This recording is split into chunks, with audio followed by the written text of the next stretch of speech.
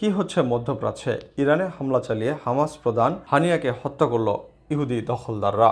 ইরানের তেহরানে গুপ্ত হত্যার শিকার হয়েছেন ফিলিস্তিনি সশস্ত্র সংগঠন হামাসের প্রধান ইসমাইল হানিয়া। বুধবার সকালে তেহরানে তার বাসভবনে হামলা হলে হানিয়া ও তার এক দেহরক্ষী নিহত হয়েছেন বলে নিশ্চিত করেছে ইসলামিক রেভলিউশনারি গার্ড কর্পস। সংবাদ মাধ্যমটি বলছে, হামাসের রাজনৈতিক প্রধান ইসমাইল হানিয়াকে ইরানের রাজধানী তেহরানে হত্যা করা হয়েছে বলে জানিয়েছে ইরানি গণমাধ্যম।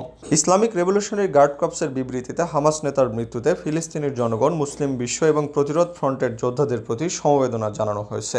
হামাসের এক বিবৃতিতে বলা হয়েছে, তেহরানে তার বাসভবনে ইসরায়েলি অভিযানে ফিলিস্তিনি গোষ্ঠীর নেতা হানিয়া নিহত হয়েছেন। এর আগে মঙ্গলবার হানিয়া ইরানের নতুন রাষ্ট্রপতির অভিষেক অনুষ্ঠানে যোগ দিয়েছিলেন এবং ইরানের সর্বোচ্চ নেতার সঙ্গে দেখা করেন। চলতি বছর হামাসের রাজনৈতিক প্রধান হিসেবে পুনর্নির্বাচিত হন হানিয়া। 2017 সাল থেকে হামাস প্রধানের হিসাবে দায়িত্ব পালনকারী হানিয়া গাজা, ইসরায়েল অধিকৃত পশ্চিম তীর এবং প্রবাসে হামাসের রাজনৈতিক কার্যক্রম নিয়ন্ত্রণ করে আসছিলেন। গত 2 বছর ধরে তিনি তুরস্ক এবং কাতারে বিভিন্ন সময় থেকেছেন। 58 বছর বয়সী হানিয়া হামাসের প্রতিষ্ঠাতা শেখ আহমেদ ইয়াসিনের ডান হাত ছিলেন।